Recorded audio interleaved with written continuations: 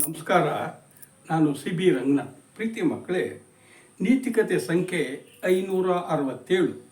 ಇವತ್ತಿನ ಕತೆ ಅತ್ಯಂತ ವಿಶೇಷವಾದದ್ದು. ಯಾವುದು ಅಂದರೆ ನಮ್ಮ ಕನ್ನಡ ಭಾಷೆ ಮತ್ತು ಸಾಹಿತ್ಯದ ಬೆಳವಣಿಗೆಯ ಕತೆ. ನಮ್ಮ ಭಾಷೆ ಕನ್ನಡ, ನಮ್ಮ ನಾಡು ಕರ್ನಾಟಕ. ನಾವು ಕನ್ನಡ ನಾಡು ಅಂತೀವಿ.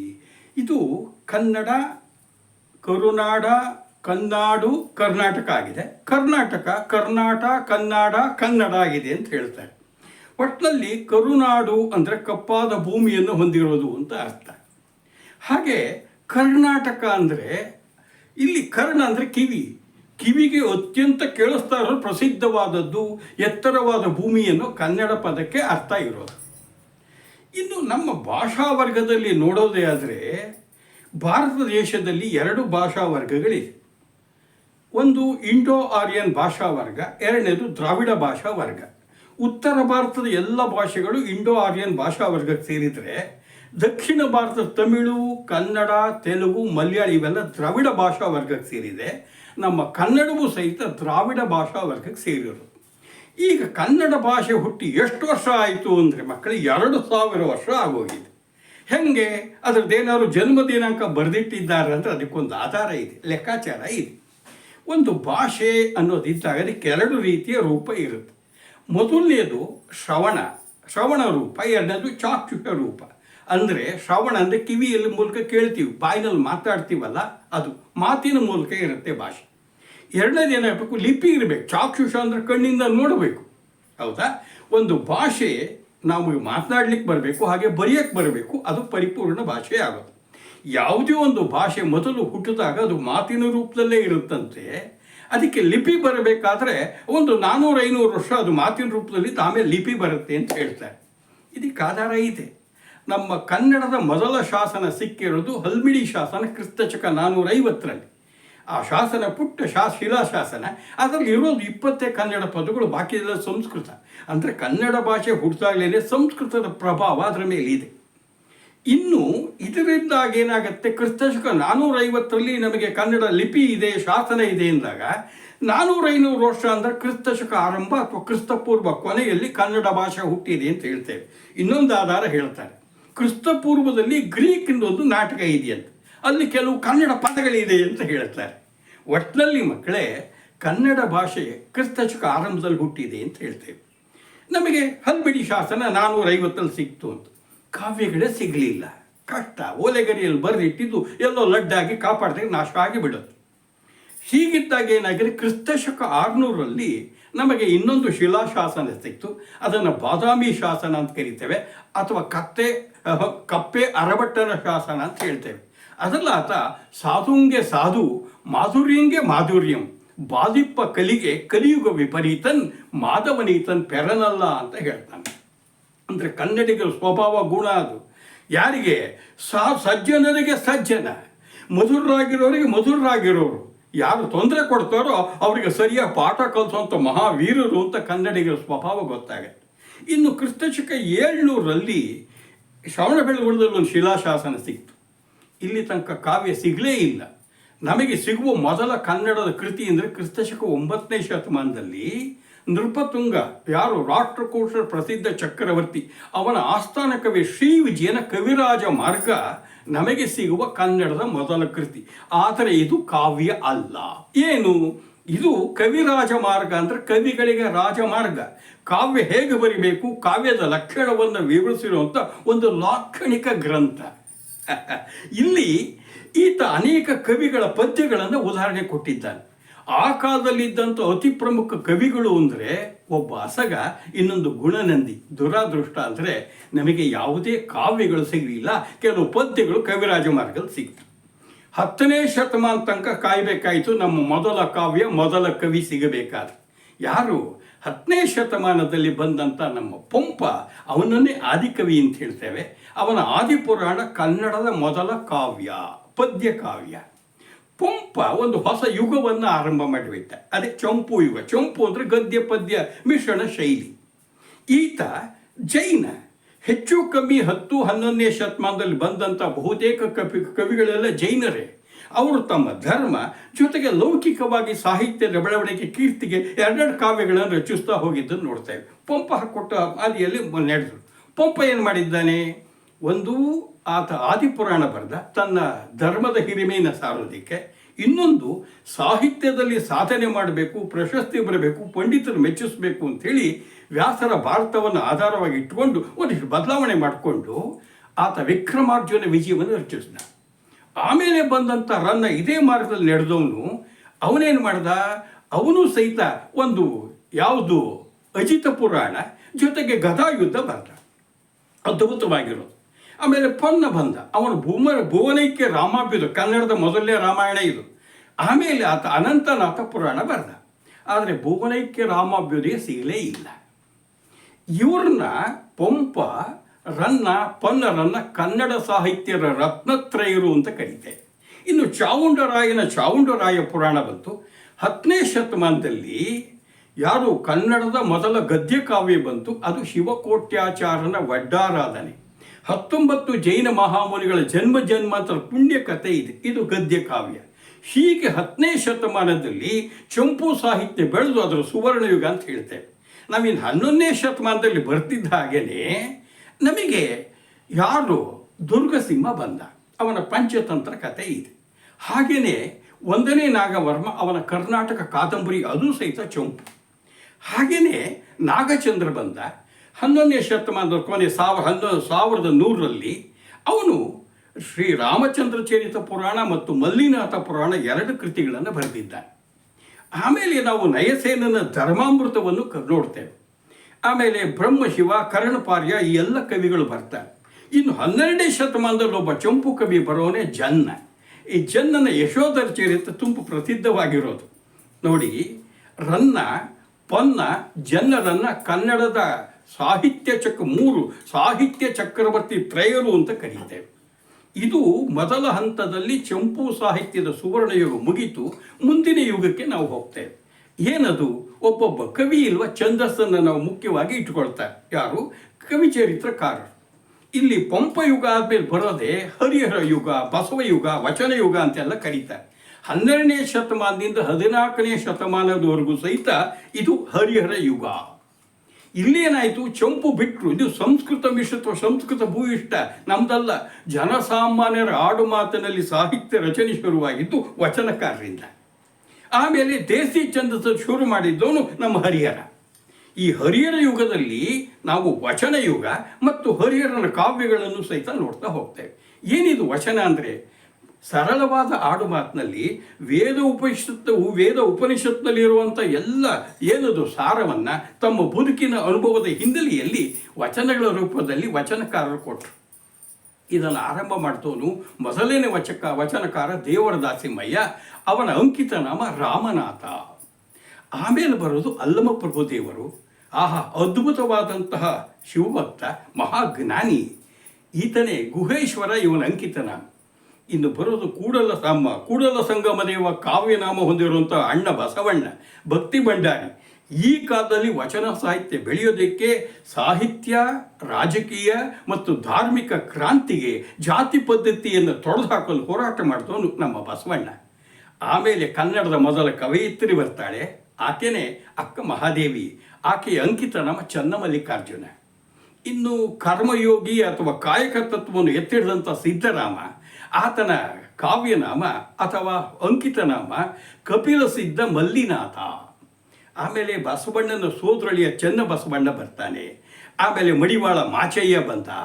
ಕವಯಿತ್ರಿಯರು ನಮ್ಮ ವಚನಕಾರ್ತಿಯರು ಆಯ್ದಕ್ಕಿ ಲಕ್ಕಮ್ಮ, ಗಂಗಾಂಬಿಕೆ, ನೀಲಾಂಬಿಕೆ, ಜೊತೆಗೆ ಅಜಗಣ್ಣ, ಮೂಳಿಗೆ ಮಾಚಯ್ಯ, ಈ ಡೋರ ಕಕ್ಕಯ್ಯ, ಹೀಗೆ ಅಸಂಖ್ಯಾತ ವಚನಕಾರರು ತಮ್ಮ ವಚನಗಳಿಂದ ಕನ್ನಡ ಸಾಹಿತ್ಯವನ್ನು ಶ್ರೀಮಂತಗೊಳಿಸಿದರು. ವಚನ ಸಾಹಿತ್ಯ ವಿಶ್ವ ಸಾಹಿತ್ಯ, ಕನ್ನಡ ಸಾಹಿತ್ಯದ ಮಹತ್ವದ ಕೊಡುಗೆ ಅಂತ ಹೇಳ್ತಾರೆ. ಇನ್ನು ನಾವು ಹರಿಹರ ಯುಗ ಅಂತ ಹೇಳಿ ದೇಸಿ ಛಂದಸ್ಸು ಅಂತ ಹೇಳಿದ್ವಲ್ಲ, ಅದನ್ನು ಆರಂಭ ಮಾಡಿದವನೇ ಹರಿಹರ. ಯಾವ ಹೊಸ ಛಂದಸ್ಸನ್ನು, ದೇಸಿ ಛಂದಸ್ಸನ್ನು ತಂದ ಅಂದರೆ ರಗಳೆ. ಹಾಗಾಗಿ ಅವನಿಗೆ ರಗಳೆ ಕವಿ ಅಂತ ಹೇಳ್ತೀವಿ. ಸಾಲುಗಳ ನಿರ್ಬಂಧ ಇಲ್ಲದೆ ಶಿವಶರಣರ ಕಥೆಯನ್ನು 100ಕ್ಕೂ ಹೆಚ್ಚು ಕಥೆಯನ್ನು ಸೊಗಸಾಗಿ ರಗಳೆ ಛಂದಸ್ಸಿನಲ್ಲಿ ಹೇಳಿದ್ದಾನೆ. ಬಸವರಾಜ ದೇವರಗಳೆ, ತಿರುನೀಲಕಂಠ ದೇವರಗಳೆ, ಕುಂಬಾರ ಗುಂಡಯ್ಯನ ರಗಳೆ, ಜೊತೆಗೆ ಯಾವುದು ಮಾದರ ಚೆನ್ನಯ್ಯನ ರಗಳೆ, ಜೊತೆಗೆ ಕೋಳೂರು ಕೊಡಗು ಸೇಂದ್ರಗಳೇ ಅಸಂಖ್ಯಾತ ರಗಗಳೇ ಇದ್ದಾರೆ. ಈತನಿಗೆಲ್ಲ ಆಡ್ಕೊಂಡ್ರಂತೆ ಇವನಿಗೆ ಪಾಂಡಿತ್ಯ ಇಲ್ಲ, ಅದಕ್ಕೆ ಬರೀ ರಗಳೆ ಹಿಡ್ಕೊಂಡು ಒದ್ದಾಡ್ತಾನೆ ಅಂತ. ಅದಕ್ಕೆ ಏನು ಮಾಡ್ದ, ಚಂಪುನಲ್ಲಿ ಗಿರಿಜಾ ಕಲ್ಯಾಣ ಅಂತೇಳಿ ಅದ್ಭುತವಾದ ಒಂದು ಕಾವ್ಯವನ್ನು ಸಹಿತ ಹರಿಹರ ಕೊಟ್ಟ. ಹರಿಹರ ತಾನು ಈ ಕೊಡುಗೆ ಕೊಟ್ಟಿದ್ದಲ್ಲದೆ ತನ್ನ ಶಿಷ್ಯನೊಬ್ಬನ ತಯಾರು ಮಾಡ್ದ. ಆತನೇ ಇವನ ಶಿಷ್ಯ ಮತ್ತು ಸೋದರಳಿಯ ರಾಘವಾಂಕ. ರಾಘವಾಂಕನಿಗೆ ನಾವು ಷಟ್ಪದಿಯ ಬ್ರಹ್ಮ ಅಂತ ಕರಿತೀವಿ. ಷಟ್ಪದಿ ಛಂದಸ್ಸನ್ನು ಇಟ್ಕೊಂಡು ಕಾವ್ಯವನ್ನು ರಚನೆ ಮಾಡಿದವನು ನಮ್ಮ ರಾಘವಾಂಕ. ರಾಘವಾಂಕ ಒಟ್ಟು 6 ಕಾವ್ಯಗಳನ್ನು ಬರೆದ. ಹರಿಶ್ಚಂದ್ರ ಕಾವ್ಯ, ಸೋಮನಾಥ ಚರಿತೆ, ಸಿದ್ಧರಾಮ ಪುರಾಣ ಮತ್ತು ವೀರೇಶ ಚರಿತೆ. ಇದಲ್ಲದೆ ಹರಿಹರ ಮತ್ತು ಶಬರ ಚಾರಿತ್ರಗಳನ್ನು ಬರೆದ. ಮೊದಲು 4 ಸಿಕ್ಕಿದೆ, ಕೊನೆ 2 ಸಿಕ್ಕೇ ಇಲ್ಲ. ಈತ ಆದಮೇಲೆ ಬರುವಂಥವನು ಭೀಮಕವಿ. ಅವನ ಬಸವ ಪುರಾಣ ಒಂದು ಅದ್ಭುತವಾದ ಕೃತಿ. ಆಮೇಲೆ ಅಚ್ಚ ಕನ್ನಡದಲ್ಲಿ ಕಾವ್ಯ ಬರಿತೀನಿ ಅಂತ ಹೊರಟಂಥ ಅಚ್ಚ ಕನ್ನಡ ಪ್ರೇಮ ನಮ್ಮ ಅಂಡಯ್ಯ. ಅವನ ಕಬ್ಬಿಗರ ಕಾವ ಏನದು, ಆತ ಕನ್ನಡ ಪದಗಳು ಇಲ್ಲೇ ಇದ್ರೂ ಸಹಿತ ಸಂಸ್ಕೃತ ತತ್ಸಮಗಳನ್ನೆಲ್ಲ ತದ್ಭವ ಮಾಡಿಕೊಂಡು ಅಚ್ಚ ಕನ್ನಡದಲ್ಲಿ ಕಾವ್ಯವನ್ನು ಕೊಟ್ಟ. ಇಲ್ಲಿಗೆ ಏನಾಯಿತು, ನಮ್ಮ ವಚನ ಯುಗ ಅಥವಾ ಹರಿಹರ ಯುಗ 14ನೇ ಶತಮಾನ ಅಂತ್ಯಕ್ಕೆ ಮುಗಿಯುತ್ತೆ. ಅಲ್ಲಿಂದ ಮುಂದೆ ಶುರುವಾಗೋದು ಯಾವುದು, ನಮ್ಮ ಕುಮಾರವ್ಯಾಸ ಯುಗ. ಇಲ್ಲಿ ಹರಿಹರ ಯುಗದಲ್ಲಿ ಹೇಗೆ ವಚನಗಳು ರಚನೆಯಾಯಿತು, ಕುಮಾರವ್ಯಾಸ ಯುಗದಲ್ಲಿ ಕುಮಾರವ್ಯಾಸ ಬರೋಕ್ಕಿಂತ ಮುಂಚೆನೇ ಹರಿದಾಸರುಗಳು ಕೀರ್ತನೆಗಳನ್ನು ರಚಿಸಿಬಿಟ್ರು. ಇದನ್ನು ಹರಿದಾಸ ಸಾಹಿತ್ಯ ಯುಗ ಅಂತ ಬೇಕಾದ್ರೂ ಕರಿಬೋದು. ಇದು ನರಹರಿ ತೀರ್ಥರಿಂದ 13ನೇ ಶತಮಾನದಲ್ಲಿ ಆರಂಭ ಆಯಿತು. ಆದರೆ ಇದು ನಮ್ಮ ವ್ಯಾಸರಾಯರ ಕಾಲದಲ್ಲಿ ಅವರ ಶಿಷ್ಯರಿಂದ ಯಾವುದು ದಾಸ ಸಾಹಿತ್ಯ ಉತ್ತುಂಗಕ್ಕೆ ಹೋಯಿತು. ಹರಿದಾಸರುಗಳು ಕೀರ್ತನೆಗಳ ರಚನೆ ಮಾಡಿದ್ದಾರೆ. ಸುಳಾದಿ, ಉಘಾಭೋಗ, ಜೊತೆಗೆ ಯಾವುದು ನಿಮಗೆ ಮುಂಡಿಗೆಗಳು, ಇವೆಲ್ಲವೂ ಸಹಿತ ಅವರ ಕೊಡುಗೆಗಳೇ. ನಮ್ಮ ಯಾರು ಶ್ರೀಪಾದರಾಜರ ಅಂಕಿತನಾಮ ಆರಾಧ್ಯ ದೈವ ರಂಗವಿಠಲ, ವ್ಯಾಸತೀರ್ಥರು ಕೃಷ್ಣ ಕೃಷ್ಣ ಅಂತೇಳಿ ಅವರ ಅಂಕಿತನಾಮ ಇದೆ. ವಾದಿರಾಜರ ಅಂಕಿತನಾಮ ಹಯವದನ, ಪುರಂದಾಸರ ಅಂಕಿತನಾಮ ಪುರಂದರ ವಿಠಲ, ಕನಕದಾಸರ ಅಂಕಿತನಾಮ ಕಾಗಿನೆಲೆಯ ಆದಿಕೇಶವ. ಅದ್ಭುತ ಅಂದರೆ ಪುರಂದರದಾಸರು 1,00,000ಕ್ಕಿಂತ ಹೆಚ್ಚು ಕೀರ್ತನೆಗಳನ್ನು ರಚಿಸಿದ್ದಾರೆ ಅಂತಾರೆ. ಪುರಂದರದಾಸರ ಈ ಕೀರ್ತನೆಗಳು ತ್ಯಾಗರಾಜರ ಕೀರ್ತನೆಗಳೇ ಕರ್ನಾಟಕ ಸಂಗೀತ ಕಡಿಪಾಯ ಆಗಿದ್ದರಿಂದ ಪುರಂದರದಾಸರನ್ನ ಕರ್ನಾಟಕ ಸಂಗೀತ ಪಿತಾಮಹ ಅಂತ ಕರೀತಾರೆ. ಇನ್ನು ಕನಕದಾಸರು ಕುರುಬ ಜನಾಂಗದಲ್ಲಿ ಹುಟ್ಟಿದ್ರು ಸಹಿತ ಇವರ ಕೀರ್ತನೆಗಳು ಈ ಸುಳಾದಿ, ಉಘಾಭೋಗ, ಜೊತೆಗೆ ಮುಂಡಿಗೆಗಳು ಏನದು ಒಳ್ಳೆ ಒಗಟು ರೂಪದಲ್ಲಿರೋದು ಅದ್ಭುತ. ಇದ್ರ ಜೊತೆಗೆ ಇವರು 4 ಕಾವ್ಯಗಳನ್ನು ರಚಿಸಿದರು. ಮೊದಲನೇದೇ ರಾಮಧಾನ್ಯ ಚರಿತೆ, ನಳಚರಿತೆ, ಶ್ರೀಕೃಷ್ಣನ ಕಥೆಯನ್ನು ಕೊಟ್ಟರು. ಜೊತೆಗೆ ನಳಚರಿತೆಯನ್ನು ಕೊಟ್ಟಿದ್ದಾರೆ. ಒಟ್ಟು 4 ಕಾವ್ಯಗಳನ್ನು ಅವರು ಕೊಟ್ಟಿರುವಂಥದ್ದು. ಇಲ್ಲಿಂದ ಮುಂದೆ ನಮ್ಮ ರಾಘವೇಂದ್ರ ತೀರ್ಥರ ಇಂದು ಎನೆಗೆ ಗೋವಿಂದ ಬಹಳ ಪ್ರಸಿದ್ಧವಾಗಿರುವಂಥ ಕೀರ್ತನೆ. ಇನ್ನು ವಿಜಯದಾಸರು, ಜಗನ್ನಾಥದಾಸರು, ಗೋಪಾಲದಾಸರು, ಭೀಮವ್ವೆ, ಹೆಳವನಕಟ್ಟೆ ಗಿರಿಯಮ್ಮ, ಮಹಿಪತಿ ದಾಸರು, ಹೀಗೆ ತುಂಬ ಜನ ಹರಿದಾಸರುಗಳು ಬಂದು ಕೊಡುಗೆಗಳನ್ನು ಕೊಟ್ಟು ದಾಸ ಸಾಹಿತ್ಯವನ್ನು ಶ್ರೀಮಂತಗೊಳಿಸಿದರು. ನಾವೀಗ ಕುಮಾರವ್ಯಾಸ ಯುಗಕ್ಕೆ ಬರ್ತೀವಿ. ಕುಮಾರವ್ಯಾಸನ ಕಾಲ ಕ್ರಿಸ್ತಶಕ 1430. ಈತ ಯಾವ ರಾಜಸ್ಥಾನದಲ್ಲಿ ಇದ್ದವನಲ್ಲ, ಒಬ್ಬ ಬಡ ಏನದು ಕರಣೀಕ ಶಾನುಭೋಗ. ಆದರೆ ಗದುಗಿನ ವೀರನಾರಾಯಣನ ಪರಮಭಕ್ತ. ಈತ ವ್ಯಾಸರ ಪರಮಭಕ್ತ. ವ್ಯಾಸರು ಮಹಾಭಾರತ ಕಾವ್ಯ ರಚಿಸಿದ್ದು ಯಾಕೆ, ಕೃಷ್ಣನ ಮಹಿಮೆಯನ್ನು ಹಾಡಿ ಹೊಗಳಿಕ್ಕೆ. ಈತನ ದೃಷ್ಟಿಯೂ ಅದೇ. ಹಾಗಾಗಿ ನಾರಾಯಣಪ್ಪ ತನ್ನನ್ನು ತಾನು ಕುಮಾರವ್ಯಾಸ ಅಂತ ಕರ್ಕೊಂಡಿದ್ದಾನೆ. ಈತ 18 ಪರ್ವಗಳೇನಿದೆ ಮಹಾಭಾರತದಲ್ಲಿ, ಮೊದಲ 10 ಪರ್ವಗಳನ್ನು ಮಾತ್ರ ರಚಿಸಿದ್ದಾನೆ, ತುಂಬ ಅದ್ಭುತವಾಗಿ. ಆಮೇಲೆ ತಿಮ್ಮಣ್ಣ ಕವಿ 8 ಪರ್ವಗಳನ್ನು ರಚನೆ ಮಾಡೋದಕ್ಕೆ ಸೇರಿಸ್ತಾ ಅಂತ ಹೇಳ್ತಾರೆ. ಕುಮಾರವ್ಯಾಸನ ಪಾತ್ರ ರಚನೆ ಅದ್ಭುತ. ಅದಕ್ಕೆ ಕುವೆಂಪುರವರು ಕುಮಾರವ್ಯಾಸನು ಹಾಡಿದನೆಂದರೆ ಏನದು ಏನದು ಅದು ದ್ವಾಪರ ಯುಗವೇ ಕಣ್ಮುಂದೆ ಬಂದಂಗೆ ಆಗಿಬಿಡುತ್ತಂತೆ. ಜೊತೆಗೆ ನಮ್ಮ ಕುಮಾರವ್ಯಾಸ ಈ ಕಡೆಗೆ, ಆಮೇಲೆ ಕುಮಾರ ವಾಲ್ಮೀಕಿ, ಆಮೇಲೆ ಬರುವಂಥ ಲಕ್ಷ್ಮೀಶ, ಇವರೆಲ್ಲರೂ ಸಹಿತ ಏನು ಕಾವ್ಯಗಳಿದೆ ಇದನ್ನು ಗಮಕೆಗಳು ಹಾಡಿ ಇಡೀ ನಾಡಿನ ತುಂಬ ಈ ಕಾವ್ಯಗಳನ್ನು ಜನಪ್ರಿಯಗೊಳಿಸಿದ್ರು. ಗಮಕೆಗಳಿಂದ ಇದು ಹೆಚ್ಚು ಜನಪ್ರಿಯವಾಗಿಬಿಡ್ತು. ಕುಮಾರವ್ಯಾಸ ರೂಪಕ ಅದ್ಭುತ ರೂಪಕ ಅಲಂಕಾರವನ್ನು ಬಳಸೋದು. ಅದಕ್ಕೆ ಇವನಿಗೆ ರೂಪಕ ಸಾಮ್ರಾಜ್ಯ ಚಕ್ರವರ್ತಿ ಅಂತ ಕರೀತೇವೆ. ಆಮೇಲೆ ಇವನ ಜೊತೆಗೇನೆ ಇದೇ ಕಾಲದಲ್ಲಿ ಇವನ ಬಂಧು ಯಾರು ಚಾಮರಸ, ಪ್ರಭುಲಿಂಗಲೀಲೆ, ನಮ್ಮ ಅಲ್ಲಮ ಪ್ರಭುದೇವರ ಕಥೆ ಇದು ಅದ್ಭುತವಾಗಿರೋದು. ಅದು ಸಹಿತ ಷಟ್ಪದಿಯಲ್ಲಿ ಇರೋದು. ಕುಮಾರವ್ಯಾಸ ಭಾಮಿನಿ ಷಟ್ಪದಿಯನ್ನು ಜನಪ್ರಿಯಗೊಳಿಸ್ದ. ಇನ್ನು ನಮಗೆ ಕುಮಾರ ವಾಲ್ಮೀಕಿ ಬರ್ತಾನೆ. ಯಾಕೆ ಕುಮಾರವ್ಯಾಸ ಇಟ್ಕೊಂಡ್ಮೇಲೆ ಈತ ವಾಲ್ಮೀಕಿ ರಾಮಾಯಣವನ್ನು ಕನ್ನಡಕ್ಕೆ ತಂದ. ಹಾಗಾಗಿ ತನ್ನನ್ನು ತಾನು ಕುಮಾರ ವಾಲ್ಮೀಕಿ ಅಂತ ಕರ್ಕೊಂಡ. ಆಮೇಲೆ ಬರೋನೇ ನಮ್ಮ ಲಕ್ಷ್ಮೀಶನ ಜೈಮಿನಿ ಭಾರತ. ಇಲ್ಲಿ ಧರ್ಮರಾಯ ಮಾಡಿದ ಅಶ್ವಮೇಧ ಯಾಗದ ಕತೆ ಜೈಮಿನಿ ಭಾರತದಲ್ಲಿರೋದು. ಅದನ್ನು ಕನ್ನಡಕ್ಕೆ ತಂದ. ಇದು ಅದ್ಭುತವಾಗಿರೋದು. ಇಲ್ಲಿ ಈತ ಉಪಮಾಲೋಲ ಅಂತ ಇವನಿಗೆ ಬಿರುದು. ಅವನ ರೂಪಕ ಸಾಮ್ರಾಜ್ಯ ಚಕ್ರವರ್ತಿ ಕುಮಾರವ್ಯಾಸ, ಈತ ಉಪಮಾಲೋಲ. ಇನ್ನು ಹೆಳವನಕಟ್ಟೆ ಗಿರಿಯಮ್ಮ ಚಂದ್ರಹಾಸನ ಕಥೆಯನ್ನು ಭಾಮಿನಿ ಷಟ್ಪದಿಯಲ್ಲಿ ಅದ್ಭುತವಾಗಿ ಬರೆದಿದ್ದಾರೆ ಈ ತಾಯಿ. ಇನ್ನು ಸಾಂಗತ್ಯ ಛಂದಸ್ಸನ್ನು ಬಳಸಿದವನು ಯಾರು ಅಂದರೆ ನಮ್ಮ ರತ್ನಾಕರ ವರ್ಣಿ. ವಿಜಯನಗರ ಉತ್ತುಂಗದ ಕಾಲದಲ್ಲಿ ಬಂದಂಥವನು ಈತ. ಈತ ಬರೆದಿರೋದು ಭರತೇಶ ವೈಭವ. ಏನು ನಾವು ಭರತ ಬಾಹುಬಲಿಯರ ಕಥೆ ನೋಡ್ತೀವಿ, ಇದು ಬಹಳ ಸೊಗಸಾಗಿ ಬಂದಿದೆ. ಇನ್ನು ಕ್ರಿಸ್ತಶಕ 1700 ಬರೋ ಕವಿನೇ ಯಾರೋ ನಮ್ಮ ಸರ್ವಜ್ಞ. ಅದ್ಭುತ. ಸರ್ವಜ್ಞನ ಬಗ್ಗೆ ಏನು ಹೇಳ್ತೀವಿ? ಆಡು ಮುಟ್ಟದ ಸೊಪ್ಪಿಲ್ಲ, ಸರ್ವಜ್ಞ ತಿಳಿಯದ ವಿಷಯವಿಲ್ಲ. ಅಷ್ಟು ವಚನಗಳನ್ನು ರಚಿಸಿ ನಮಗೆ ಕೊಡುಗೆ ಕೊಟ್ಟಿರೋನು. ಇನ್ನು ಈ ಕಾಲದಲ್ಲಿ ಬರುವ ಇನ್ನೊಬ್ಬ ಮಹತ್ವದ ಕವಿ ಅಂದರೆ ಷಡಕ್ಷರ ದೇವ. ಆತನ ರಾಜಶೇಖರ ವಿಳಾಸ ಮತ್ತು ಶಬರಶಂಕರ ವಿಳಾಸ ನಮ್ಮ ಕನ್ನಡ ಸಾಹಿತ್ಯಕ್ಕೆ ಮಹತ್ವದ ಕೊಡುಗೆಗಳು. ನೋಡಿ, ಇಲ್ಲಿವರೆಗೂ ಏನಾಯಿತು? ಕ್ರಿಸ್ತಶಕ 1800ವರೆಗೂ ನಾವು ಬಂದುಬಿಟ್ವಿ. ಪಂಪಯುಗ ಆದಮೇಲೆ ಹರಿಹರ ಯುಗ ಆದಮೇಲೆ ಕುಮಾರವ್ಯಾಸ ಯುಗ ತನಕ ಬಂದ್ವಿ. ಈ ಹರಿಹರ ಯುಗದಲ್ಲಿ ವಚನ ಸಾಹಿತ್ಯ ನೋಡಿದ್ವಿ. ಜೊತೆಗೆ ದಾಸ ಸಾಹಿತ್ಯವನ್ನು ಕುಮಾರವ್ಯಾಸ ಯುಗದಲ್ಲಿ ನೋಡಿಬಿಟ್ವಿ. ಇಲ್ಲೇನಾಯಿತು? 18ನೇ ಶತಮಾನ 19ನೇ ಶತಮಾನದಷ್ಟೊತ್ತಿಗೆ ಬ್ರಿಟಿಷರು ಭಾರತಕ್ಕೆ ಬಂದಿದ್ದಾರೆ, ಆಡಳಿತ ಮಾಡ್ತಾ ಇದ್ದಾರೆ. ಶಿಕ್ಷಣ ಕ್ಷೇತ್ರದಲ್ಲೂ ಸಹಿತ ಹೊಸ ರೀತಿಯ ಆಧುನಿಕ ಶಿಕ್ಷಣ ಬಂದಿದೆ. ಹಾಗಾಗಿ ಇಂಗ್ಲೀಷನ್ನು ನಮ್ಮ ವಿದ್ಯಾವಂತರು ಕಲಿತರು. ಆ ಮೂಲಕ ಜಗತ್ತಿನ ಎಲ್ಲ ಸಾಹಿತ್ಯದ ಪ್ರಕಾರಗಳು ಇವರಿಗೆ ಕರತಲಾಮಲಕ ಆಗಿಬಿಡ್ತವೆ. ಇದರಿಂದ ಏನಾಗಿದೆ? ಇದನ್ನೇ ಆಧುನಿಕ ಸಾಹಿತ್ಯ ಅಂತ ಹೇಳ್ತೇವೆ. ಎಲ್ಲಿಂದ? ಕ್ರಿಸ್ತಶಕ 1850 ಮುಂದೆ ಆಧುನಿಕ ಸಾಹಿತ್ಯ ನಮ್ಮಲ್ಲೂ ಸಹಿತ ಹುಟ್ಟುತ್ತಾ ಹೋಯಿತು. ಕನ್ನಡದಲ್ಲಿ ಸ್ವಲ್ಪ ತಡ, ಬಂಗಾಳ ಮತ್ತು ಮರಾಠಿನಲ್ಲಿ ಇದು ಮೊದಲು ಕಾಣಿಸ್ಕೊಂಡು ಬಿಟ್ಟು. ಇಲ್ಲಿ ಪದ್ಯಗಳನ್ನು ಬದಿಗೊತ್ತಿದ್ರು, ಗದ್ಯಗಳು ಶುರುವಾಯಿತು. ನಾವು ಹೊಸ ಕನ್ನಡ ಸಾಹಿತ್ಯದ ಮುಂಗೋಳಿ ಅಂತ ಕರೆಯೋದು ನಮ್ಮ ಮುದ್ದಣ್ಣನ. ಈತು ಯಾವುದೋ ಶಾಲೆಯಲ್ಲಿ ವ್ಯಾಯಾಮ ಶಿಕ್ಷಕನಾಗಿದ್ದವನು. ಎಲ್ಲ ಗದ್ಯ ಕಾವ್ಯಗಳೇ. ಯಾವುದು? ಆತನ ರಾಮಾಶ್ವಮೇಧ, ಶ್ರೀರಾಮ ಪಟ್ಟಾಭಿಷೇಕ, ಅದ್ಭುತ ರಾಮಾಯಣ, ಇವೆಲ್ಲ ಗದ್ಯ ಕಾವ್ಯಗಳನ್ನು ಕೊಟ್ಟು ಗದ್ಯವನ್ನು ಆರಂಭ ಮಾಡಿದ. ಹಾಗೆಯೇ ಕೆಂಪು ನಾರಾಯಣ ಮುದ್ರಾ ಮಂಜೂಷ, ಇದೊಂದು ಅದ್ಭುತ ಗದ್ಯ ಕಾವ್ಯವಾಗಿ ಬಂತು. ಇಲ್ಲಿಂದ ಮುಂದೆ ನಾವು ಏನು ನೋಡ್ತೇವೆ?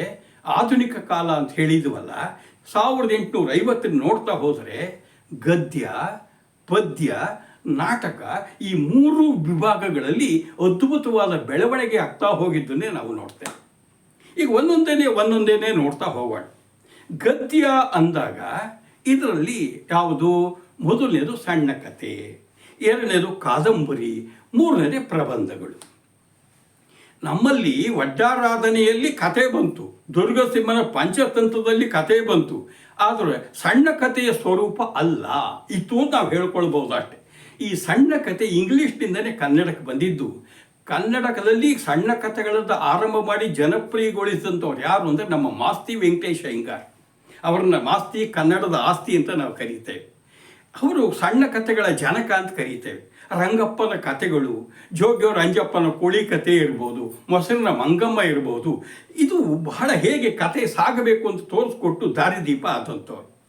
ಆಮೇಲೆ ಈ ಆನಂದ, ಇವರು ಹೆಂಡತಿಯ ಕಾಗದ, ಇವರು ಇನ್ನೊಂದು ರೀತಿ ಕತೆ ಆರಂಭ ಮಾಡಿ ಹೆಸರನ್ನು ಪಡೆದರು. ಇನ್ನು ಭಾರತೀ ಪ್ರಿಯ, ಅಶ್ವತ್ಥ, ನಮ್ಮ ಗುರು ರಾಮಸ್ವಾಮಿ ಅಯ್ಯಂಗಾರ್ ಇರ್ಬೋದು, ಇವರೆಲ್ಲ ಸಣ್ಣ ಕಥೆಗಳು ಬರೆದ್ರೆ ಹೆಣ್ಣುಮಕ್ಕಳು ಕಮ್ಮಿ ಇಲ್ಲಪ್ಪ. ಕನ್ನಡದ ಮೊದಲ ಸಣ್ಣ ಕತೆ ಬರೆದಿದ್ದಾರು ಕೊಡಗಿನ ಗೌರಮ್ಮ ಕಂಬನಿ. ಭಾಳ ಸಣ್ಣ ವಯಸ್ಸಲ್ಲಿ ತೀರ್ಕೊಂಡ್ರು, ಆದರೆ ತುಂಬ ಅತ್ಯಂತ ಮೌಲ್ಯಭರಿತವಾದಂಥ ಕಥೆಯನ್ನು ಕೊಟ್ಟವರು. ಕುವೆಂಪುರವರ ಸನ್ಯಾಸಿ ಮತ್ತು ಇತರ ಸಣ್ಣ ಕಥೆಗಳಿದೆ. ಹಾಗೆ ಆನಾಕ್ರು, ತಾರಾಸೂರವರಿದ್ದಾರೆ, ನಿರಂಜನ, ಬಸವರಾಜ್ ಕಟ್ಟಿಮನಿ ಇರ್ಬೋದು. ನಮ್ಮಲ್ಲಿ ಯಾರು ಮಹಿಳೆಯರಲ್ಲಿ ವಾಣಿ, ತ್ರಿವೇಣಿ, ಎಂ ಕೆ ಇಂದಿರಾ, ಇವರೆಲ್ಲ ಕಥೆಗಳನ್ನು ಕೊಟ್ಟರು. ಇನ್ನು ಹೊಸ ರೀತಿಯ ಬರಹ, ನಾವು ಆಧುನಿಕ ಸಾಹಿತ್ಯದಲ್ಲಿ ಏನು ಮಾಡ್ತೇವೆ, 1950 ತನಕ ನವೋದಯ ಸಾಹಿತ್ಯ ಅಂದರೆ 1950ರಿಂದ 75 ತನಕ ನವ್ಯ ಸಾಹಿತ್ಯ ಅಂತೇವೆ. 75ರ ಮುಂದೆ ದಲಿತ ಬಂಡಾಯ ಅಂತ ನಾವು ಗುರುತಿಸ್ತಾ ಹೋಗ್ತೇವೆ. ಅದು ಗದ್ಯ ಪದ್ಯ ನಾಟಕ ಎಲ್ಲ ಕಡೆಗೂ ಕಾಣಿಸ್ಕೊಳ್ತಾ ಹೋಗುತ್ತೆ. ನಮ್ಮ ಹೊಸ ರೀತಿ ಬರಹಗಾರ ಯಾರ್ಯಾರು ಹೊಸತನ ಕೊಟ್ಕೊಂಡವರು ಅಂದರೆ ಅನಂತಮೂರ್ತಿ, ಲಂಕೇಶು ಇವರೆಲ್ಲರೂ ಸಹಿತ. ಹಾಗಾಗಿ ಅನಂತಮೂರ್ತಿ, ಲಂಕೇಶು, ಪೂರ್ಣಚಂದ್ರ ತೇಜಸ್ವಿ, ನಾ ಡಿಸೋಜ ಇರ್ಬೋದು, ಜೊತೆಗೆ ಯಾರು ವೈದೇಹಿ ಇರ್ಬೋದು, ವಸುಂಧರ ತನಕ ಸಣ್ಣ ಕಥಾ ಸಾಹಿತ್ಯ ಸಮೃದ್ಧವಾಗಿ ಬೆಳೆದು ಬಂದ್ಬಿಟ್ಟಿದೆ. ಈಗ ನಾವು ಕಾದಂಬರಿ ಕ್ಷೇತ್ರಕ್ಕೆ ಹೋಗೋಣ. ಕಾದಂಬರಿ ಅಂದರೆ ಇಂಗ್ಲೀಷ್ನಲ್ಲಿ ನಾವೆಲ್ ಅಂತ ಕರೀತಾರೆ. ನಮ್ಮಲ್ಲಿ ಕಾದಂಬರಿಗಳೇ ಇರಲಿಲ್ಲ. ಕರ್ನಾಟಕ ಕಾದಂಬರಿ ಇದೆ, ಯಾವುದು ಕಾವ್ಯ. ಅದು ನಮ್ಮ ಮೊದಲನೇ ನಾಗವರ್ಮನ್, ಅದೊಂದು ಪಾತ್ರ ಅಷ್ಟೇ. ಈ ಕಾದಂಬರಿಯನ್ನು ಪರಿಚಯಿಸಿದ್ದು ನೇರವಾಗಿ ಕನ್ನಡಕ್ಕೆ ಬರಲಿಲ್ಲ. ಒಂದು ಬಂಗಾಳಿಯಲ್ಲಿ ಬಹಳ ಬೇಗ ಕಾದಂಬರಿ ರಚನೆ ಆಯಿತು. ಅಲ್ಲಿ ಬಂಕಿಮಚಂದ್ರ ಇದ್ದರು. ಇನ್ನು ಬೇರೆ ಬೇರೆಯವ್ರದ್ದೆಲ್ಲ ಏನಾಯಿತು, ನಮ್ಮ ಬಿ ವೆಂಕಟಾಚಾರ್ಯರು ದುರ್ಗೇಶ ನಂದಿನಿ, ನವಾಬ ನಂದಿನಿ ಅವರು ಕನ್ನಡಕ್ಕೆ ತಂದರು. ಹಾಗೆ ಮರಾಠಿಯಿಂದ ಗಳಗನಾಥರು ಕೆಲವು ಕಾದಂಬರಿ ಕನ್ನಡಕ್ಕೆ ತಂದರು. ಆಮೇಲೆ ಅವರು ಮಾಧವ ಕರುಣಾವಿಲಾಸ ಅಂತ ತಾವೇ ಸ್ವತಂತ್ರ ಕಾದಂಬರಿಯನ್ನು ಬರೆದರು. ಆದರೆ ನಮಗೆ ಮೊಟ್ಟ ಮೊದಲ ಕನ್ನಡದ ಸ್ವತಂತ್ರ ಕಾದಂಬರಿ ಅಂದರೆ ಗುಳ್ವಾಡಿ ವೆಂಕಟರಾಯರ ಇಂದಿರಾಬಾಯಿ. ಇದರ ಕಾಲವನ್ನು 1890 ಅಂತ ಗುರುತಿಸ್ತಾರೆ. ಆಮೇಲೆ ಕೆರೂರು ವಾಸುದೇವಾಚಾರ್ಯ ಇಂದಿರಾ ಬಂತು. ಇನ್ನು MS ಪುಟ್ಟಣ್ಣನವ್ರದ್ದು ಯಾವುದು ನಿಮಗೆ ಮಾಡಿದ್ದುಣ್ಣೋ ಮಹಾರಾಯಿ ಬಂತು. ಇವನ್ನ ಪ್ರಮುಖ ಕಾದಂಬರಿಗಳು ಗುರುತಿಸ್ತೇವೆ. ಕನ್ನಡದಲ್ಲಿ ನಾವು 1900 ಯಾರ್ದು ಮೈಸೂರು ತಾತಯ್ಯ ಅವರ ಚೋರಗ್ರಹಣ ತಂತ್ರ ಬಂದುಬಿಟ್ಟು. ಹೀಗೆ ಬೆಳೀತಾ ಹೋದರೆ ಇಲ್ಲಿ ಮಹತ್ವದ ಕೊಡುಗೆಯನ್ನು ಕೊಡ್ತಾ ಹೋಗಿದ್ದು ಅಂದರೆ ಶಿವರಾಮ್ ಕಾರಂತರು. ಅವರ ಚೋಮನ ದುಡಿಯಿಂದ ಆರಂಭವಾಗಿ ಅದ್ಭುತವಾಗಿ ಸುಮಾರು 60ಕ್ಕೂ ಹೆಚ್ಚು ಕಾದಂಬರಿಗಳನ್ನು ನಮ್ಮ ಶಿವರಾಮ್ ಕಾರಂತರು ಕೊಟ್ಟರು. ನಮ್ಮ ಕುವೆಂಪು ಕಾವ್ಯದ ಜೊತೆಗೆ ಕಾದಂಬರಿಯನ್ನು ಬರೆದರು. ಅವರ ಯಾವುದು ಮಲೆಗಳಲ್ಲಿ ಮದುಮಗಳು ಮತ್ತು ಕಾನೂರು ಸುಬ್ಬೊಮ್ಮೆ ಹೆಗ್ಗಡ್ತಿ ಅದ್ಭುತ ಕೊಡುಗೆ ಆಗಿರೋದು. ಇದರ ಜೊತೆಗೆ ನಮ್ಮ ತಾರಾಸು ಅವರು ನಮಗೆ ಚಿತ್ರದುರ್ಗ ಇತಿಹಾಸದ ಬಗ್ಗೆ ಬೇಕಾದಷ್ಟು ಕಾದಂಬರಿ ಕೊಟ್ಟರು. ಕನ್ನಡದಲ್ಲಿ ಅತಿ ಹೆಚ್ಚು ಸಾಮಾಜಿಕ ಐತಿಹಾಸಿಕ ಕಾದಂಬರಿಗಳ ಬರೆದವರು ಆನಾ ಕೃಷ್ಣರಾಯರು. ಅವ್ರನ್ನ ಕನ್ನಡ ಕಾದಂಬರಿ ಸಾರ್ವಭೌಮ ಅಂತ ಗುರುತಿಸ್ತೀವಿ. ಅವರ ಸಂಧ್ಯಾ ರಾಗ, ನಟ ಸಾರ್ವಭೌಮ ಅದ್ಭುತವಾಗಿರುವಂಥದ್ದು.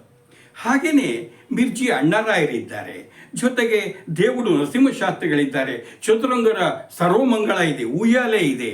ಇದ್ರ ಜೊತೆಗೆ ನಿರಂಜನ ಬಂದರು, ಬಸವರಾಜ್ ಕಟ್ಟಿಮನಿ ಬಂದರು, ಶ್ರೀನಿವಾಸ್ ಕೊರಟಿ ಇರ್ಬೋದು, ನಮ್ಮ SL ಭೈರಪ್ಪ, ಅನಂತಮೂರ್ತಿ, ಬಿ ಲಂಕೇಶ್ ಇವರೆಲ್ಲರೂ ಸಹಿತ ಅದ್ಭುತವಾದ ಕೊಡುಗೆಗಳನ್ನು ಕೊಟ್ಟು ಕಾದಂಬರಿ ಸಾಹಿತ್ಯವನ್ನು ಬೆಳೆಸಿದರು. ಮಹಿಳೆಯರೇನು ಕಮ್ಮಿ ಇಲ್ಲ.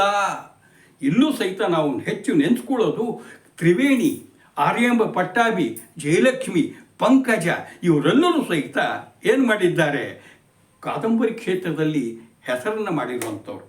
ಈಗ ನಾವು ಪ್ರಬಂಧ ವಿಭಾಗಕ್ಕೆ ಬರೋಣ. SA ಅಂತ ಇಂಗ್ಲೀಷ್ನಲ್ಲಿರೋದು, ಅದಕ್ಕೆ ಸಂವಾದಿಯಾಗಿ ಪ್ರಬಂಧ ಅಂತ ಬಳಸ್ತೇವೆ. ಯಾವುದೇ ಒಂದು ವಿಷಯ ಇಟ್ಕೊಂಡು ನಿರರ್ಗಳವಾಗಿ ಬರಿತಾ ಹೋಗೋದು. ಅದು 3 ಪುಟ, 4 ಪುಟ, 5 ಪುಟ, 6 ಪುಟ, 8 ಪುಟ ಆಗ್ಬೋದು. ಇದನ್ನೇ ಪ್ರಬಂಧ ಅಂತ ಕರೆಯೋದು. ಕನ್ನಡದಲ್ಲಿ ಇರಲೇ ಇಲ್ಲ, ಇದು ಇಂಗ್ಲೀಷ್ನಿಂದಲೇ ಬಂದಿದ್ದು.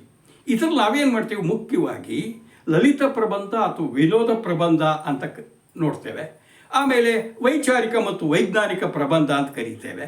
ಇನ್ನು ಜೊತೆಗೆ ಮತ್ತೇನದು, ನಿಮಗೆ ಪ್ರವಾಸ ಸಾಹಿತ್ಯ, ಈ ಜೀವನ ಚರಿತ್ರೆ, ಆತ್ಮಕಥನ ಕೃತಿ ಇವೆಲ್ಲವೂ ಸಹಿತ ಪ್ರಬಂಧದಲ್ಲೇ ಬರೋದು. ನಾವು ವಿನೋದ ಪ್ರಬಂಧ ನೋಡೋದಾದರೆ ತೀನಂಶಿಯವರ ನಂಟರು ಇದೆ. ಹಾಗೆ ಗೊರೂರು ರಾಮಸ್ವಾಮಿ ಅಯ್ಯಂಗಾರ್ ಅವರ ನಮ್ಮೂರಿನ ರಸಿಕರು ಇದೆ. ಕುವೆಂಪುರವರ ಮಲೆನಾಡಿನ ಚಿತ್ರಗಳು ಇದೆ. VC, ಶ್ರೀರಂಗರು, ದಾರಾ ಬೇಂದ್ರೆ ಎಲ್ಲರೂ ಸಹಿತ ಸ್ವಾರಸ್ಯಕರವಾಗಿರುವಂಥ ಈ ಲಲಿತ ಪ್ರಬಂಧಗಳನ್ನು ಬರೆದಿರೋರೆ. ಇನ್ನು ನಾವು ನೋಡೋದೇ ಆದರೆ ವೈಚಾರಿಕ ಮತ್ತು ವೈಜ್ಞಾನಿಕ ಪ್ರಬಂಧ ಅನ್ನೋದೇ ಆದರೆ ಮಾಸ್ತಿ ವೆಂಕಟೇಶ ಅಯ್ಯಂಗಾರ್ ಅವರ ಭಾರತ ತೀರ್ಥ ಮತ್ತು ಆದಿಕವಿ ವಾಲ್ಮೀಕಿ ಇದೆ. ಎನ್ ಮೂರ್ತಿರಾಯರ ದೇವರು ಇದೆ. ಶಿವರಾಮ್ ಕಾರಂತರ ಈ ಯಾವುದು ವಿಜ್ಞಾನ ಪ್ರಪಂಚ, ಹಾಗೆ BGL ಸ್ವಾಮಿಯವ್ರ ಹಸಿರು ಹೊನ್ನು ಇವೆಲ್ಲ ವೈಚಾರಿಕ ಮತ್ತು ವೈಜ್ಞಾನಿಕ ಪ್ರಬಂಧ ಕೃತಿಗಳು. ನಮ್ಮಲ್ಲಿ ಪ್ರವಾಸಿ ಕೃತಿಗಳು ಕನ್ನಡದಲ್ಲಿ ಬೇಕಾದಷ್ಟು ರಚನೆ ಆಯಿತು. VC ಅವರ ಪಂಪಾ ಯಾತ್ರೆ ಇರ್ಬೋದು, BGL ಸ್ವಾಮಿಯವರ ಅಮೇರಿಕಾದಲ್ಲಿ ನಾನು, ಶಿವರಾಮ್ ಕಾರಂತರ ಅಪೂರ್ವ ಪಶ್ಚಿಮ, ಕೊಲಂಬೋದಿಂದ ಅಲ್ಮೇರಾಕ್ಕೆ, ಹಾಗೆಯೇ ಗೊರೂರು ರಾಮಸ್ವಾಮಿ ಅಯ್ಯಂಗಾರ ಅಮೇರಿಕಾದಲ್ಲಿ ಗೊರೂರು, ಇವೆಲ್ಲ ಪ್ರಖ್ಯಾತವಾಗಿರುವಂಥ ಪ್ರವಾಸ ಸಾಹಿತ್ಯಗಳು. ನಮಗೆ ಹಾಗೆ ನೋಡಿದ್ರೆ MS ಪುಟ್ಟಣ್ಣನವರು ಈ ಕುಣಿಗಲ್ ರಾಮಶಾಸ್ತ್ರಿಗಳ ಜೀವನ ಚರಿತ್ರೆ ಬರೆದರು. DVG ಅವರು ದಿವಾನ್ ರಂಗಾಚಾರ್ಲು ಅವರ ಜೀವನ ಚರಿತ್ರೆ ಬರೆದರು. ಹಾಗೆ ಕುವೆಂಪುರವರು ಸ್ವಾಮಿ ವಿವೇಕಾನಂದರ ಜೀವನ ಚರಿತ್ರೆ, ಬುದ್ಧನ ಜೀವನ ಚರಿತ್ರೆ ಎಲ್ಲ ಬರೆದಿದ್ದಾರೆ. ಇನ್ನು ಆತ್ಮಕಥನ ಕೃತಿ ಅನ್ನೋದೇ ಆದರೆ ನಮ್ಮ ಮಾಸ್ತಿ ಅವರ ಭಾವ ಇದೆ. ಶಿವರಾಮ್ ಕಾರಂತರ ಹುಚ್ಚು ಮನಸ್ಸಿನ 10 ಮುಖಗಳು ಇದೆ. ಜವರೇಗೌಡರ ಹೋರಾಟದ ಬದುಕಿದೆ. ಏನು ಮೂರ್ತಿರಾಯರ ಏನದು ಸಂಜೆ ಗಂಡಿನ ಹಿನ್ನೋಟ ಇದೆ. ಇವೆಲ್ಲವೂ ಸಹಿತ ಪ್ರಬಂಧ ಸಾಹಿತ್ಯ ಸಮೃದ್ಧಿಗೊಳಿಸ್ತು. ಇನ್ನು ಪದ್ಯ ಸಾಹಿತ್ಯಕ್ಕೆ ಬಂದರೆ ನಮ್ಮಲ್ಲಿ ದೊಡ್ಡ ದೊಡ್ಡ ಕಾವ್ಯಗಳಿತ್ತೆ ಹೊರತು ಯಾವುದು ಭಾವಗೀತೆಗಳು ಅಂತ ಇಂಗ್ಲೀಷ್ನಲ್ಲಿ ಬಂತು, ಅದು ಇರಲೇ ಇಲ್ಲ. ಇದರಲ್ಲಿ ಭಾವಗೀತೆಗಳಿರ್ಬೋದು, ನಾವು ಇನ್ನು ಏನದು ಖಂಡ ಕಾವ್ಯಗಳಿರ್ಬೋದು, ಕಥನ ಕವನಗಳಿರ್ಬೋದು, ಇವೆಲ್ಲ ಇಂಗ್ಲೀಷ್ ಸಾಹಿತ್ಯದ ಪ್ರಭಾವದಿಂದನೇ ಕನ್ನಡಕ್ಕೆ ಬಂದಿದ್ದು. ಇದು ಹೇಗೆ ಬಂತು ಅಂದರೆ ಆಚಾರ್ಯ BM ಶ್ರೀ, ಕನ್ನಡದ ಕಣ್ವ ಅಂತ ಕರಿತೀವಿ. ಅವರು ಇಂಗ್ಲೀಷ್ ಪ್ರೊಫೆಸರ್. ಇಂಗ್ಲೀಷ್ ಜೊತೆಗೆ ಸಂಸ್ಕೃತ, ಅವರಿಗೆ ಗ್ರೀಕ್ ಎಲ್ಲ ಭಾಷೆಗಳು ಬರೋದು. ಹಾಗಾಗಿ ಅವರೇನು ಮಾಡಿದ್ದಾರೆ, ಇಂಗ್ಲೀಷ್ನಲ್ಲಿ ಶೇಕ್ಸ್ಪಿಯರ್, ಶೆಲ್ಲಿ ಅವರೆಲ್ಲರ ಅದ್ಭುತವಾದ ಭಾವಗೀತೆಗಳನ್ನು ಕನ್ನಡದವರಿಗೆ ಕನ್ನಡೀಕರಣ ಮಾಡಿದರು. ಅದರ ಹೆಸರು ಇಂಗ್ಲೀಷ್ ಗೀತೆಗಳು. ಅಲ್ಲಿಂದ ಏನಾಯಿತು, ನಮ್ಮ ಕವಿಗಳಿಗೆ ಪದ್ಯವನ್ನು ಅಥವಾ ಭಾವಗೀತೆ ರಚಿಸಲಿಕ್ಕೆ ಅವರಿಗೆ ಸ್ಫೂರ್ತಿ ಬಂತು. ನಮ್ಮ ಪಂಜೆ ಮಂಗೇಶ್ ರಾಯರು ನಾಗರಹಾವೆ ಇದೆ, DVG ಅವರ ಮಂಕುತಿಮ್ಮ ಕಗ್ಗ ಇದೆ, ಪೂತಿನ ಅವರ ಅಹಲ್ಯೆ, ಹಣತೆ ಸಂಕಲನಗಳು ಬಂತು. ಖಂಡಕಾವ್ಯಕ್ಕೆ ಉದಾಹರಣೆ ಅನ್ನೋದೇ ಆದರೆ ಗೋವಿಂದಪ್ಪಯ್ಯ ಅವರ ಗೋಲ್ಗೋತ ಮತ್ತು ವೈಶಾಖಿ ಬಂತು. ನಮ್ಮ VC ಮಾಸ್ತಿ ಅವರು ಬರ್ತು. VC ಅವರ ಗೀತೆಗಳು ಇದೆ, ಮಾಸ್ತಿ ಅವರ ನವರಾತ್ರಿ ಕಥನ ಕವನಗಳು ಅದನ್ನು ನೋಡ್ತೇವೆ. ಇನ್ನು ಕುವೆಂಪು ಕೊಳಲು, ನಿಮಗೆ ಕೋಗಿಲೆ ಮತ್ತು ಸೋವಿಯತ್ ರಷ್ಯಾ ಅದ್ಭುತವಾಗಿ ಕನ್ನಡಕ್ಕೆ ಭಾವಗೀತೆಗಳು ಕೊಟ್ಟಂಥ ಅದ್ಭುತ ಕವಿಯರು. ದ.ರಾ ಬೇಂದ್ರೆ ಅವರ ನಾಲ್ಕು ತಂತಿ, ಗರಿ, ನಾದಲೀಲೆ ಬಂತು. GP ರಾಜರತ್ನಂರವರ ರತ್ನನ ಪದಗಳು, KH ನರಸಿಂಹಸ್ವಾಮಿ ಏನದು ಪ್ರೇಮ ಕವಿ ಅಂತ ಕರಿತೀವಿ, ಅವರ ಮೈಸೂರು ಮಲ್ಲಿಗೆ. ಹಾಗೆ GS ಶಿವರುದ್ರಪ್ಪನವರು, ಚನ್ನವೀರ ಕಣವಿಯವರು, ಇವರೆಲ್ಲರೂ ಸಹಿತ ಬಂದರು. ನಮಗೆ 1925 1950ರವರೆಗೂ ಏನು ಭಾವಗೀತೆಗಳ ರಚನೆ ಆಯಿತು, ಭಾವಗೀತೆಗಳ ಸುವರ್ಣ ಯುಗ ಅಂತ ಕರೀತೇವೆ. ಆದರೆ 1950 ಮೇಲೆ ಇದುವರೆಗೂ ಗೀತೆ ಇತ್ತು, ಪ್ರಕೃತಿ ಸೌಂದರ್ಯ ನೋಡಿ ಉತ್ಸಾಹ ಎಲ್ಲ ಇತ್ತು, ದೇಶ ಪ್ರೇಮ ಇತ್ತು. ಈಗ ಉದಾಹರಣೆಗೆ ಯಾವುದು ಗೋಪಾಲಕೃಷ್ಣ ಅಡಿಗರು ಕೊಟ್ಟಿವೆವು ನಾವು ಹೊಸನಾಡೊಂದನು ರಸದ ಬೀಡೊಂದನು, ನಮ್ಮ ಕುವೆಂಪುರವ್ರದ್ದು ಕೈ ಮುಗಿದು ಒಳಗೆ ಬಾ ಯಾತ್ರಿಕನೇ, ನಮ್ಮ ಬೇಂದ್ರೆಯವ್ರದ್ದು ಮೂಡಲ ಮನೆಯ ಮುತ್ತಿನ ನೀರನಿ ಎರಕಾಬಾ ಹೊಯ್ದ, ಹೀಗೆ ಬರ್ತಿತ್ತು. ಜೊತೆಗೆ ನಮ್ಮ ನಿಸಾರ್ ಅಹಮದ್ ನಿತ್ಯೋತ್ಸವ ತಾಯಿ ನಿನಗೆ ನಿತ್ಯೋತ್ಸವ ನೋಡಿದ್ವಿ. ಆದರೆ ಅದೇನೋ ಸ್ವಾತಂತ್ರ್ಯ ನಂತರ ಇದು ಬದಲಾವಣೆ ಹೊಂತು. ಈ ಕಾವ್ಯದಲ್ಲಿ ನಿರಾಸೆ, ಯಾಕೆ ಸ್ವಾತಂತ್ರ್ಯ ಬಂದರೆ ಅಂದ್ಕೊಂಡಾಗ ಏನೂ ಆಗಲಿಲ್ಲ, ಬರೀ ಸಮಸ್ಯೆಗಳು, ಭ್ರಷ್ಟಾಚಾರ ಇವೆಲ್ಲ ನೋಡೇನಾಯಿತು, ಕಾವ್ಯ ಅನ್ನೋದು ಪ್ರಾಸವನ್ನು ಕಳ್ಕೊಳ್ತು. ಅಲ್ಲಿ ಸಂಕೀರ್ಣತೆ ಬಂತು, ಪ್ರತಿಮೆಗಳ ಮೂಲಕ ಚಿತ್ರಗಳ ಕಟ್ತಾ ಹೋದರು. ಅದರಲ್ಲಿ ಪ್ರಮುಖವಾಗಿ ನವ್ಯ ಕಾವ್ಯದಲ್ಲಿ ನಾವು ಗುರುಸೋದು ವೀಕೃ ಗೋಕಾಕರ ಸಮುದ್ರ ಗೀತೆಗಳು, ನಮ್ಮ ನವ್ಯ ಕಾವ್ಯದ ನೇತಾರ ಅಂತ ಕರೆಯುವಂಥ ಗೋಪಾಲಕೃಷ್ಣ ಅಡಿಗರ ಚಂಡಮದ್ದಳೆ ಮತ್ತು ಭೂಮಿ ಗೀತೆಗಳನ್ನು ಗುರುತಿಸ್ತಾರೆ.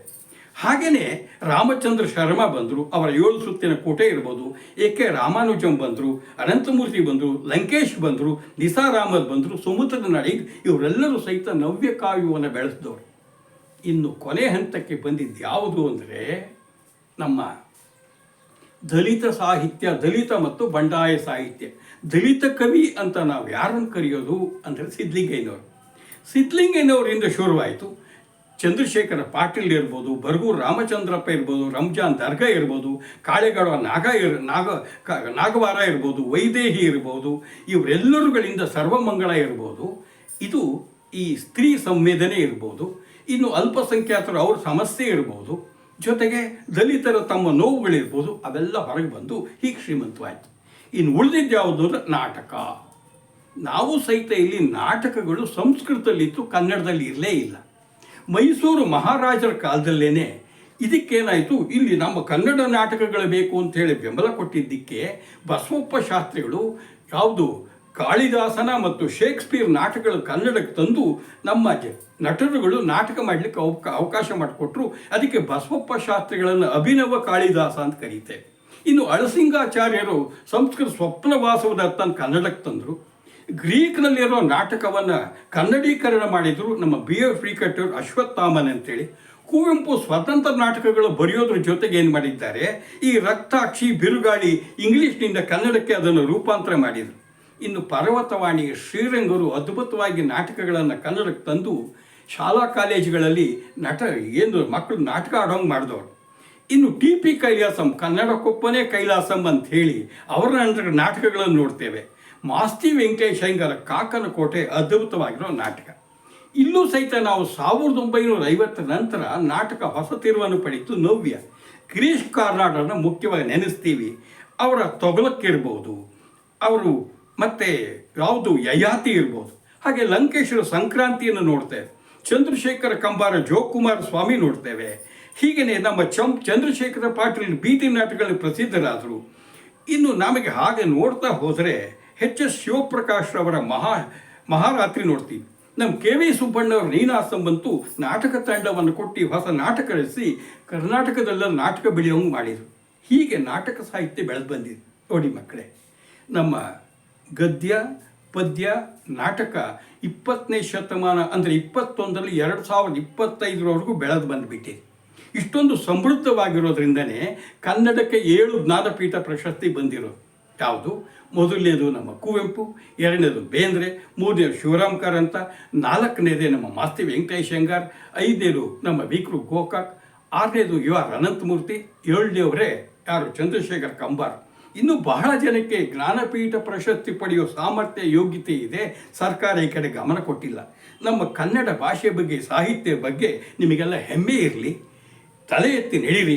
ನೀವು ಸಹಿತ ಸಾಹಿತ್ಯವನ್ನು ಓದಿ ಸಾಹಿತ್ಯದ ಬೆಳವಣಿಗೆಗೆ ಭಾಷೆ ನಿಮ್ಮ ಕೊಡುಗೆಗಳು ಕೊಡಿ. ನಮಸ್ಕಾರ.